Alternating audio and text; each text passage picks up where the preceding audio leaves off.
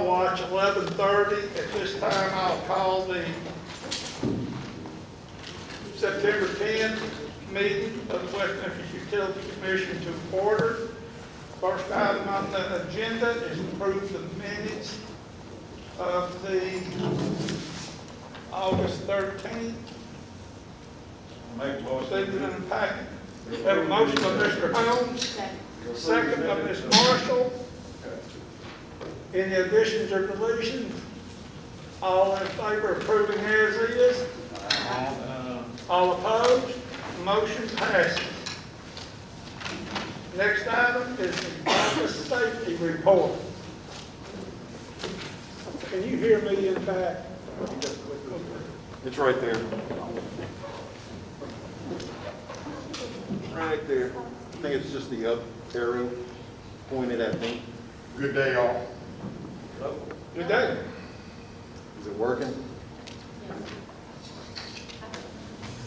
There you go. Then I'll turn it on. Oh, it's on.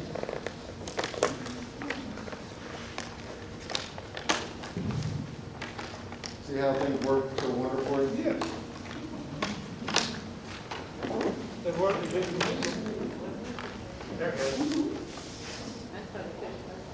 Now push the button. There we go. Okay. August safety report. Day since last recordable injury, 17. Our day since last lost time injury is 326. We did have an injury for August. That put us at 2 injuries year to date. Our incident rate went to a 3.9, and then today's with extra hours worked, we're at a 3.7. That injury I'm going to talk about just a bit. It was a knife cut to the finger, and it required sutures, which made it recordable. But we had no associated lost time with it. It's unfortunate it was a new hire that's freshly being trained and did an accident investigation, did reveal some controllable issues that led to the accident. PPE was removed to complete the task, and that increased the exposure. The actual work procedure used involved exposure to cut hazards, but there's an alternative procedure that eliminates the knife and all that, and we're going to be using that going forward. And then lastly, a little more direct supervision's needed with our people out on the job, teaching the hands-on skills. I mean, this individual is a go-getter, and I think that it was just a little too trusting to turn him loose, and they made some errors, and we're addressing it. Actually, we're not. I don't like seeing the numbers move up, but just for the sake of going back this time last year, we were at 3 injuries instead of 2 with a 6.6 in our incident rate. And then in 18, we were at 4 injuries with a 7.7. So I mean, it is slowly cutting down, and someday we're going to be able to achieve a 0 all year on. But we are going to focus on some of this in our September safety meeting with evaluating our work and associated hazards, and then identifying the hazards and taking steps to eliminate and mitigate what we found.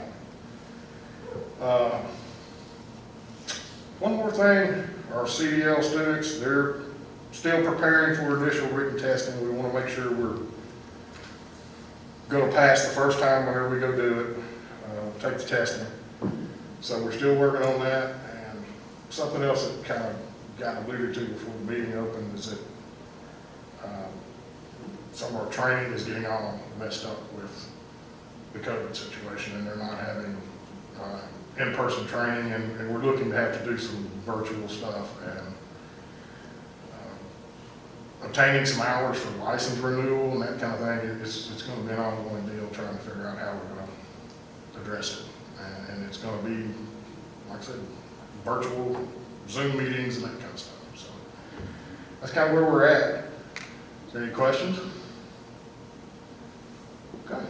Thank you very much. Thank you, sir. The next item on the agenda is bid opening for a meter tester.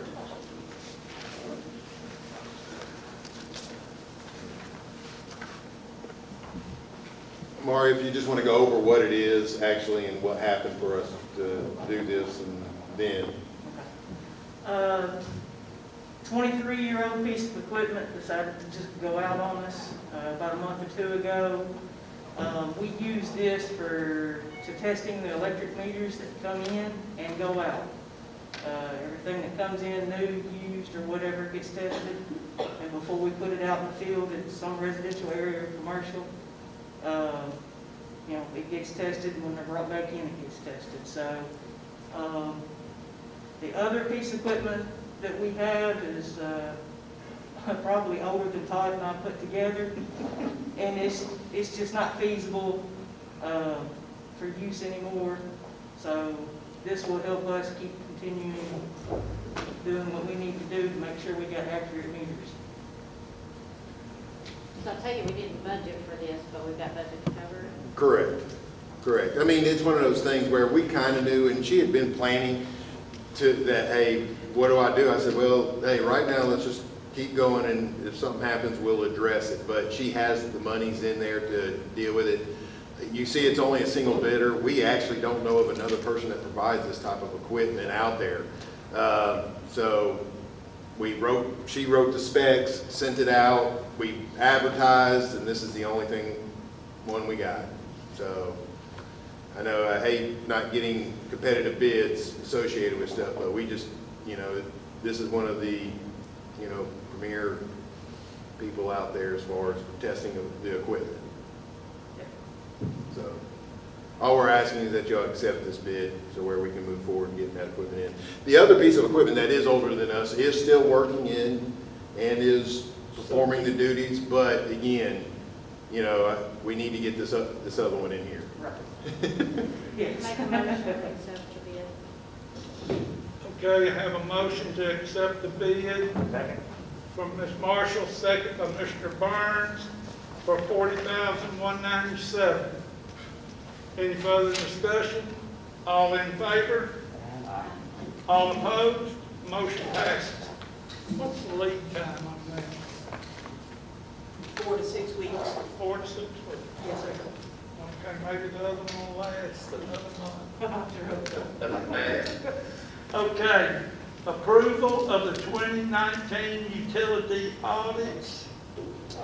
Y'all received them last week? Correct. Last month, y'all received the audits in your packets. If you've had time, Miss Cindy, who performed the audits for us as an independent auditor way in the back, is here. If y'all have questions, if you don't have any questions, you know. Make a motion, we accept the audit. I have a motion by Ms. Marshall to accept the audit, second by Mrs. Brown. Any further discussion? All in favor?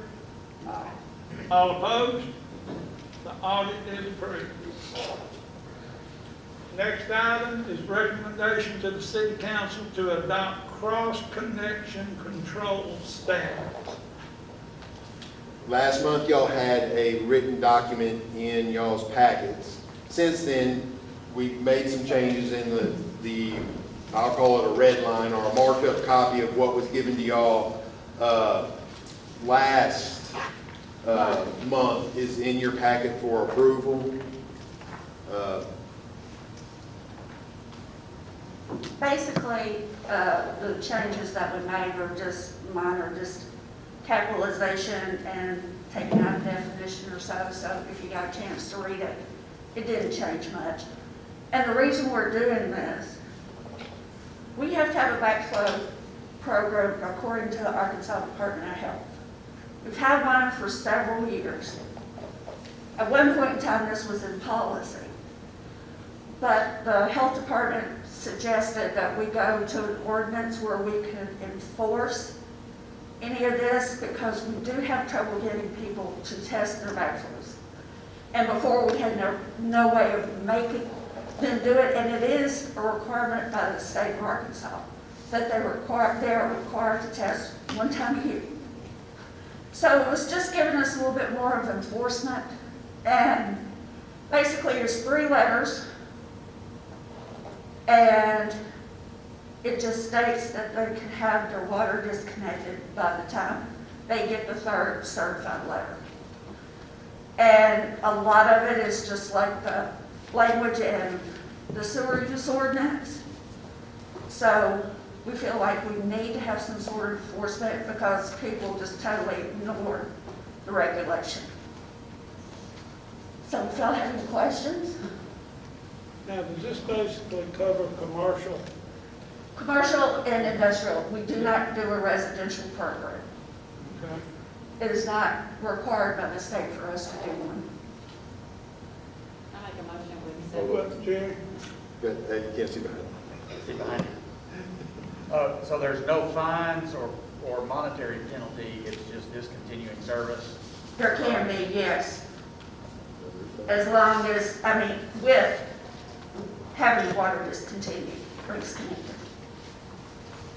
For those of y'all, you may remember that this came up several years ago, because I remember Ms. Marshall at the college at the time was talking about how many backflow preventers they had up there, Yes. the expense it was going to be. So we have discussed this before. And we had the representative from Arkansas Department of Health, fourth Yes. quarter last year roughly, Yes, third yes. quarter last year, came in, did an audit, and he, in his response to us, this was his recommendation that you need to have something that has enforcement. Right now, Denise just sends a letter that says, hey, I need you to do this. I need you to do this. And it's an encouragement, not Yes. something she can say, okay, if you don't do this, I'm coming and cutting your water off. Because it is a state regulation. And another thing addressed in the ordinance is the fire hydrant meters that we allow people to use for temporary water service. There'll be some changes in that policy as well. So how does this compare to other municipalities? I think we're even maybe a little bit leaner than, some people. And some of the changes in here were me, where originally it was directly, like the director of environmental quality is going to be the person. I wanted to make it so where whoever it is, if something happens and she leaves, I want to be able to say, okay, you're now over this, and I not have to come back and change an ordinance. So it's whoever the general manager appoints, she is going to be the person overseeing this going forward. It's just down the road, I want that flexibility and not have to change an ordinance to just name somebody else to be over the program. And not have to go back to city council just to get that done. Okay. Susan? I make a Susan motion to accept it with the makes changes. a motion. Do I have a second? Second. Second from Mr. Holmes. Are there any further discussions? All in favor? All opposed? Motion passes. Now this goes to the city council. Yes, that has to go to city council. And we'll just run it through its normal pace. Won't do an emergency or anything. We'll just do its normal three-step process. Okay, anything else? Anybody have anything else to come before us? Mr. Ross? I make a motion to amend the agenda. We have a motion to adjourn. Do we have a second? Second from Ms. Brown. Any further? All in favor? We stand adjourned.